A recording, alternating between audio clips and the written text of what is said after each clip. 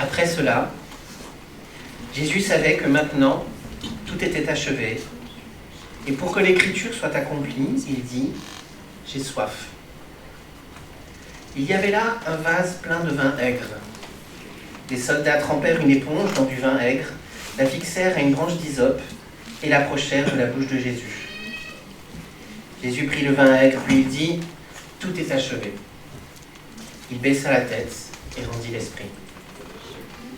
C'était la veille de la Pâque et il ne fallait pas que les corps restent sur les croix durant le sabbat. D'autant plus que ce sabbat-là était particulièrement important. Les autorités juives demandèrent donc à Pilate de faire briser les jambes des crucifiés et de faire enlever les corps. Les soldats vinrent briser les jambes du premier condamné mis en croix en même temps que Jésus, puis du second. Et quand ils arrivèrent à Jésus, ils virent qu'il était déjà mort. Ils ne lui brisèrent donc pas les jambes.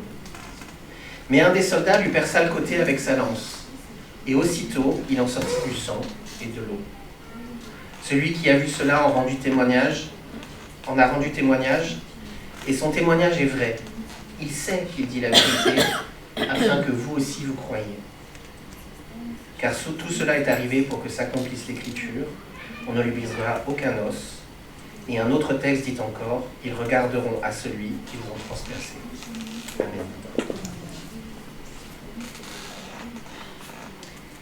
Je poursuis la lecture dans l'évangile de Jean. Cette fois on était au chapitre 19, les versets 28 à 37. Il y a une chose qui m'a marqué dans ce texte, c'est que, quand je l'ai lu préparé au début, c'est que Jean, qui est celui qui donne ce témoignage-là, on sait qu'il est là, puisqu'il a dit à Marie, sa mère, ben voilà ton fils, et fils, voici ta mère. Donc on sait qu'il est là, donc on sait que c'est lui qui donne ce témoignage, et il insiste là particulièrement en disant, celui qui a vu cela en a rendu témoignage, et son témoignage est vrai. Il sait qu'il dit la vérité, afin que vous aussi vous croyiez.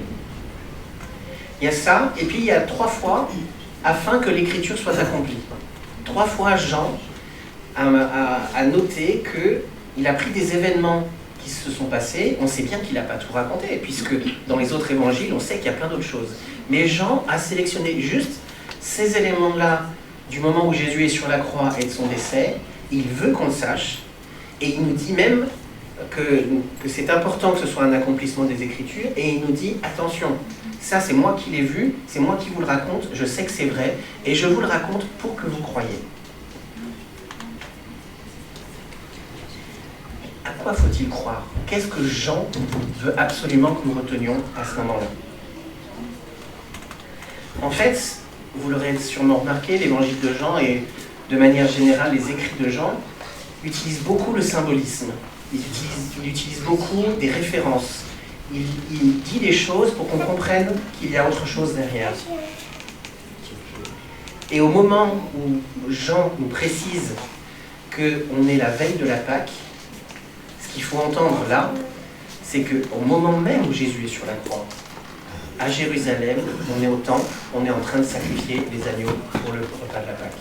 C'est au même moment, puisque c'est la préparation de la Pâque. Et il y a cette référence à « on ne lui brisera pas les jambes ».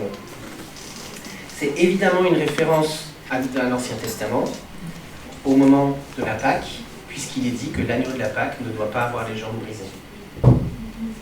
Alors ça nous fait penser à ce texte que Jean-Baptiste dit, cette parole de Jean-Baptiste sur Jésus au tout début de l'évangile de Jean, Jean 1, 29, « Voici l'agneau de Dieu qui ôte le péché du monde ». Les Juifs voulaient que les jambes de Jésus soient brisées. Pour la deuxième fois, c'est un revers pour eux, puisque ça fait 2 fois qu'ils demandent quelque chose qu'ils n'obtiennent pas. On voit que leur rôle est donc terminé, que Dieu ne leur permet plus d'agir sur Jésus. Il fallait qu'ils l'amènent jusqu'à la crucifixion, mais ensuite ils n'ont pas de pouvoir. Ils demandent à ce qu'on brise les jambes, et les jambes ne seront pas brisées. Ils ont demandé à enlever la mention du roi des Juifs, et la mention n'a pas été enlevée. C'est terminé pour eux. Mais en faisant ça, s'accomplit une parole de l'Écriture qui assimile Jésus avec l'agneau pascal. Et c'est pas seulement l'agneau pascal. Enfin, c'est pas seulement de nous apprendre que Jésus est cet agneau qui ôte le péché du monde, qui va mourir pour nous une fois pour tous, pour toutes.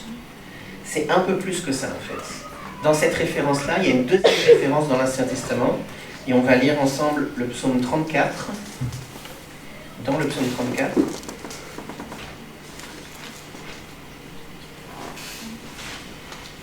les versets 19 à 23.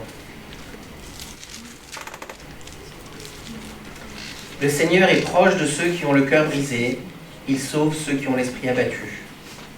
Le juste endure de nombreux malheurs, mais le Seigneur le délivre de tous. Il veille sur tous les membres de son corps, pour qu'on ne lui brise aucun os. Le méchant mourra dans sa méchanceté, et ceux qui haïssent le juste seront punis. Le Seigneur sauve la vie de ceux qui le servent. Il n'y a pas de condamnation pour ceux qui trouvent un refuge en lui. Donc là, on donne une interprétation de psaume qui est liée à Jésus.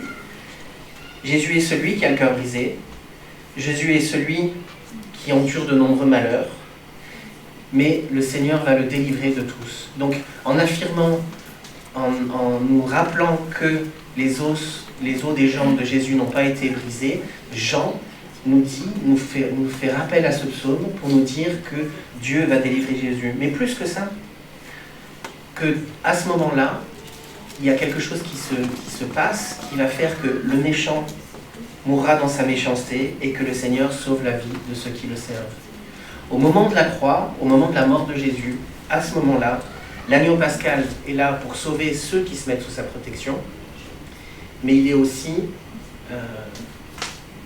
une œuvre, il commence cette œuvre de séparation dont Jésus a parlé, quand il a dit à la fin des temps, eh bien, il y aura les moutons d'un côté, les boucs de l'autre, on va faire une séparation entre ceux qui seront sauvés et ceux qui ne le seront pas. Cette séparation, elle commence là, maintenant, dans le jugement qui est en train de se montrer sur la croix. Le Seigneur veille, le Seigneur fixe une limite au mal qui arrive à Jésus, en ne permettant pas que ses os soient brisés. Il n'y a pas besoin de plus. Jésus a tout achevé, il n'y a pas besoin de plus de souffrance. Dieu fait une limite, pose une limite. Mais aussi dans cette élévation sur la croix, il y a le jugement de l'humanité qui commence, avec condamnation pour les uns et salut pour les autres. Et d'ailleurs, ce n'est pas anodin que ce soit une branche d'hysope qui soit utilisée pour le vinaigre, puisque la branche d'hysope, c'est ce que les Hébreux ont utilisé lors de la première Pâque pour mettre le sang des agneaux sur les linteaux de leurs portes pour se protéger. Et donc le sang est une protection pour les uns, une condamnation pour les autres. Dans ce qui est en train de se passer là à la croix, c'est le début de la fin de la patience de Dieu. Je vais l'expliquer. Vous connaissez peut-être ce texte dans l'Ancien Testament qui parle de la patience, mais surtout on va le lire dans le Nouveau Testament. Mais avant ça, Jésus a soif. Quand Jésus nous dit qu'il a soif, donc chaque élément du texte a une signification et vient ajouter aux autres éléments pour nous aider à comprendre ce que Jean, lui, a compris pour que nous puissions croire. Jésus a soif, alors ça renvoie au psaume 22. Dans le psaume 22, vous vous souvenez, c'est le psaume qui commence par « Mon Dieu, pourquoi m'as-tu abandonné ?» Parole que Jésus va dire en croix, même si Jean ne la rappelle pas. Et dans cette partie négative, où il dit combien ils se sont abandonnés, il dit qu'il a soif, que sa gorge est sèche. Et ensuite, il y a la réponse de Dieu, « Oui, Seigneur, tu m'as répondu. » Et le psaume termine vraiment par une victoire. Mais plus que ça, il y a le psaume 69 derrière. On ne va pas le lire, hein, sinon ça fait un peu trop de lecture pour une seule journée.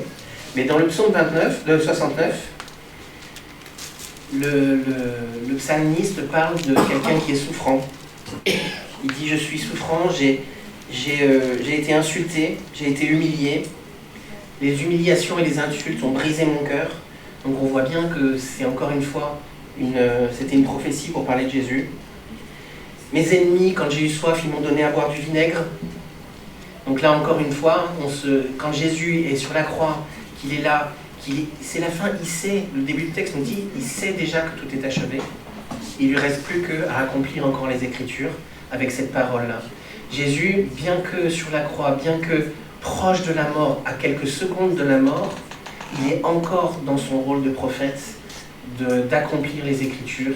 Et donc il dit « j'ai soif », ce qui est certainement ce qu'il ressent, mais il dit « j'ai soif » pour que l'Écriture soit accomplie et pour que nous, plus tard, pour que ses disciples, plus tard, puissent savoir qu'il y a une référence à ces psaumes-là et qu'on puisse mieux comprendre l'œuvre de Jésus.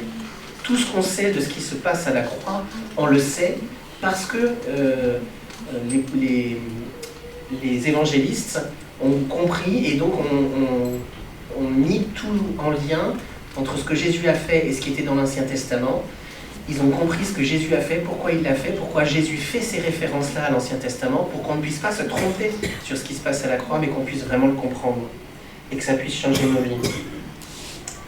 Les insultes, les humiliations, le cœur brisé, la soif, le vinaigre, et ensuite le texte parle de condamnation. Condamnation pour les uns, et louange et salut pour les autres, et de protection du serviteur souffrant. Et c'est bien ce qui se passe. Dieu fixe une limite au mal qui arrive à Jésus, ne permet pas que ses jambes soient brisées. Il y a une protection. Et ce qu'il fait, son œuvre là, elle sera une œuvre de salut pour les uns et de louange, et une œuvre de condamnation pour les autres. Même au bord de la mort, Jésus n'est pas terrassé, Jésus est encore prophète. Il accomplit encore les Écritures. Quand il dit « tout est achevé », il a bu jusqu'au bout la coupe amère qu'il aurait préféré ne pas avoir à boire.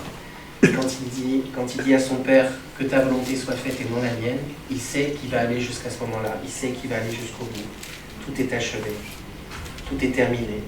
Le plan de salut que Dieu a enclenché pour le monde depuis le moment où Adam et Ève sont sortis du jardin d'Éden, ce plan de salut est maintenant complètement enclenché.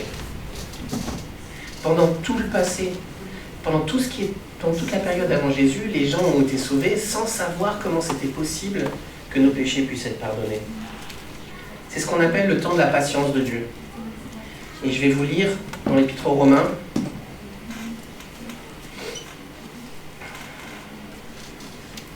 chapitre 3, les versets 22 à 25.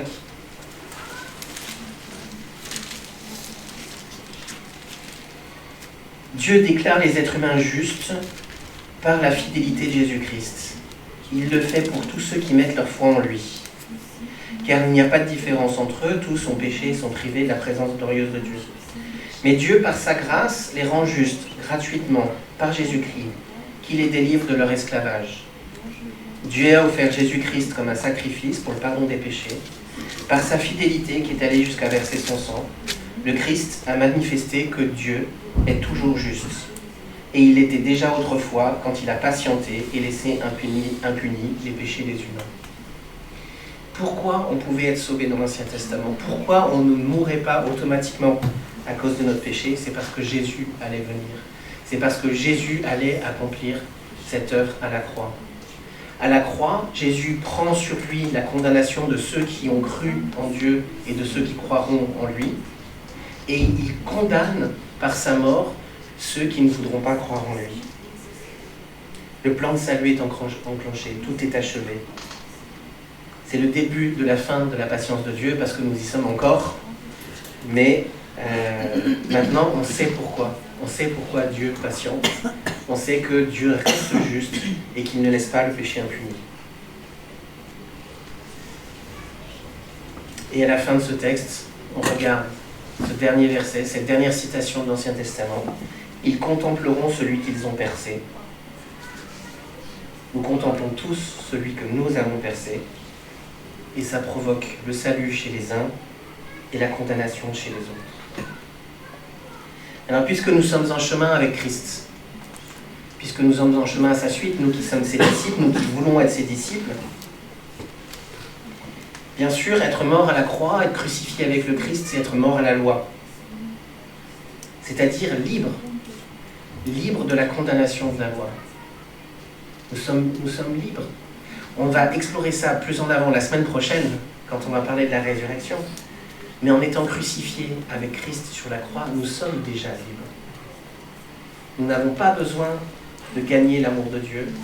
Nous n'avons pas besoin de construire par nous-mêmes un accès à Dieu, que nous serions de toute façon incapables de réaliser. Il ne nous reste que la foi. Et quand nous sommes crucifiés avec le Christ, ou quand nous y croyons vraiment, alors nous acceptons que le Christ soit mort pour nous. Comme j'ai dit la dernière fois, le Christ n'attend pas de notre part de la compassion. Par son sacrifice, il ne veut pas provoquer la compassion chez nous, même si nous en avons. Ce qu'il veut provoquer chez nous, c'est la culpabilité et de pouvoir accepter qu'il soit mort à notre place. C'est ça. Il veut les larmes de Pierre qui se sent coupable d'avoir renié 3 fois Jésus. Il ne veut pas les larmes des femmes qui sont là et qui ont de la compassion pour lui sur le chemin de croix. Les larmes que Jésus espère provoquer chez nous à la croix, c'est les larmes de la culpabilité. Culpabilité qu'il prend sur lui, qu'il veut régler. Donc oui, je suis reconnaissant. Mais c'est pas tout. Être crucifié avec le Christ en tant que disciple, qu'est-ce que ça représente pour nous, dans notre suivance de Jésus, dans notre mort à nous-mêmes? Eh bien, nous prolongeons ainsi son ministère. En Colossiens 24, Paul dit que par ses souffrances, il complète les souffrances du Christ. Vous n'avez jamais trouvé ce texte bizarre? Qu'est-ce que ça veut dire rajouter aux souffrances du Christ? Qu'est-ce qu'on peut rajouter aux souffrances du Christ? Rien pour le salut, sauf le fait que le salut doit être répandu. Et pour que le salut se répande, il faut qu'il y ait des chrétiens qui prolongent les souffrances du Christ par leurs propres souffrances, en mourant en eux-mêmes, en ne cherchant pas à répandre l'évangile par la force, mais uniquement par l'exemple et par une vie différente. J'ai lu récemment un livre qui parle des premiers temps de l'Église, et dans ce livre-là, il explique bien que les églises n'étaient pas ouvertes comme aujourd'hui. Les chrétiens étaient, au mieux, ils devaient se cacher juste pour pouvoir vivre tranquillement. Au pire, ils étaient persécutés. Et on a parlé de ça avec le credo, parce que le credo, c'est un signe de reconnaissance pour les chrétiens, qui permet de se regrouper. Là où le credo existe, là les chrétiens savent qu'ils sont entre eux, qu'ils sont en sécurité. Mais ce qui est épatant, c'est que malgré ces conditions difficiles, l'évangile se répand. Comment l'évangile se répand? Comment on fait pour arriver en 325, donc 3 siècles plus tard, avec 10% de l'Empire romain qui est chrétien? 10%. Vous imaginez? Sous la persécution. Comment ça s'est fait? Il n'y a pas eu des grandes campagnes, il n'y avait pas Billy Graham à l'époque, il n'y avait pas des grands chapiteaux. Je ne dis pas qu'il ne faut pas faire ces choses-là, mais comment ça s'est passé? Eh bien, les chrétiens qui étaient morts à eux-mêmes, qui ont contemplé Jésus sur la croix, pour de vrai ou dans leur cœur, en fait, ils ont témoigné par ce qu'ils étaient. Et c'est ça qui a marché. Les Romains pensaient que les chrétiens étaient cannibales. Parce que dans ces cultes qui étaient fermés et qu'on ne pouvait pas visiter, on buvait le sang du Christ et on mangeait le corps du Christ. Donc ils s'imaginaient qu'on était cannibales. Ils le pensaient vraiment. C'est fou de se dire ça. Mais une fois qu'ils avaient un voisin qui était chrétien, et que, vous savez qu'il y a une loi à l'époque, chez les Romains, qui fait que si on ne veut pas un enfant, soit parce qu'on a déjà une fille et qu'on n'en veut pas une deuxième, désolé mesdames, soit parce qu'on en a trop, soit parce que, voilà. Si on ne veut pas un enfant, une fois qu'il est né, on le pose dans le caniveau ou on l'amène à la déchetterie. Pour de vrai. Et je crois qu'on a jusqu'à 1 an pour faire ça, un truc comme ça. Ben, qu'est-ce que faisaient les chrétiens? Les chrétiens, ils ne sont pas allés manifester. Qu'est-ce qu'ils ont fait? Ils sont allés récupérer les bébés. Et ils les ont élevés. Quand vous avez à côté de chez vous un voisin que vous suspectez d'être cannibale, mais qui en fait va récupérer ses enfants et les élève comme si c'était les siens, ça fait une sacrée différence. Et pour faire ce genre de choses-là, il faut mourir à soi-même. Il faut vivre pour l'évangile. Il ne faut pas dire « Ah oui, mais si cet enfant il vient chez moi, ça va me causer du désordre, ça va me coûter de l'argent. » Être crucifié avec le Christ, c'est vivre pour les valeurs de l'évangile. Il y a 2000 ans d'histoire de chrétiens. Le christianisme, notre foi s'est répandue à cause de nos vies. Nous sommes des lettres écrites, des lettres vivantes qui racontent l'histoire du Christ. Et qu'est-ce qu'on doit avoir chez nous? Bien sûr, la résurrection, mais d'abord la crucifixion. Parce que l'évangile, ça coûte. Si on cherche le bien, si on veut le bien, ça coûte. On a entendu des témoignages très édifiants dimanche dernier. C'était très intéressant. C'est toujours intéressant d'en discuter ce matin avec Marie-Christine. En fait, c'est à chaque fois un miracle. Chacune de nos vies, chacune de nos conversions est un miracle. Parce qu'on est tous passés par des chemins vraiment incroyable. Combien il y a de personnes que j'ai dans mon entourage où je me dis « Ah, celui-là, jamais il se convertira », alors qu'en fait, il a la même vie que l'un ou l'autre d'entre vous avait avant de se convertir. Chacune de nos vies est un miracle. Et ces miracles-là existent pourquoi ? Parce que Christ est mort à la croix et parce que l'évangile, c'est de suivre son exemple.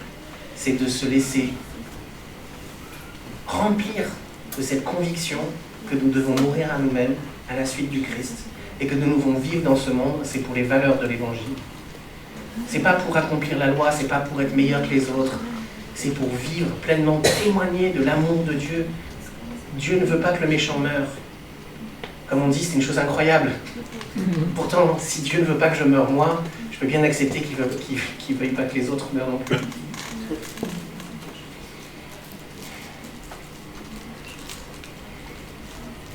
Ce que Jésus fait à la croix, c'est quelque chose d'extraordinaire, mais c'est quelque chose qui est nécessaire. C'est pas seulement, bien sûr que c'est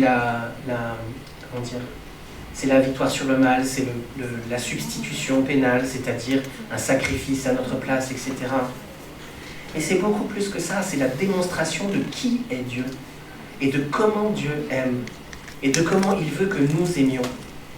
C'est la démonstration de comment on aime quand on n'est pas marqué par le péché. C'est le vrai amour. Et Jésus veut provoquer ça chez nous. Il veut construire ça chez nous. Quand Paul dit en Philippiens 1,6, j'ai la confiance que l'œuvre bonne qu'il a commencée en vous, il la mènera jusqu'à son accomplissement, eh bien ça contient ça aussi. C'est d'apprendre à aimer le bien selon Dieu. Et le bien selon Dieu, c'est pas juste de bien se comporter. Bien sûr, il y a ça aussi dedans. Et c'est plus que ça. C'est d'être capable de laisser Dieu nous transformer pour que nous puissions aimer ce qu'il aime et que nous puissions aimer comme il aime, avec la notion de sacrifice que ça implique aussi. Alors on n'est pas tous Mère Teresa, bien sûr, on ne va pas tous partir demain pour Calcutta pour aller masser les pieds des lépreux, mais chacun dans notre vie, à notre niveau, il y a aussi des défis à vivre avec ça.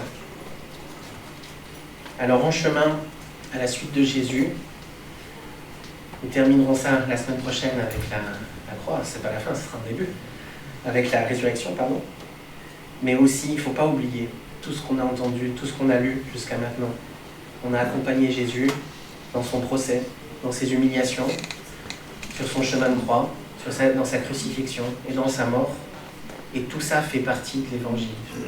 Je veux prier que le Saint-Esprit nous donne de nous saisir pleinement de ça, de savoir ce que ça implique, de nous donner l'humilité, de nous imprégner de cette pensée, et que nous puissions, nous, cette Église ici, au-delà de ce que nous sommes déjà, de ce qui est déjà beau chez nous, que nous puissions aussi être témoins de ce qui du même esprit qu'il y avait dans le Christ.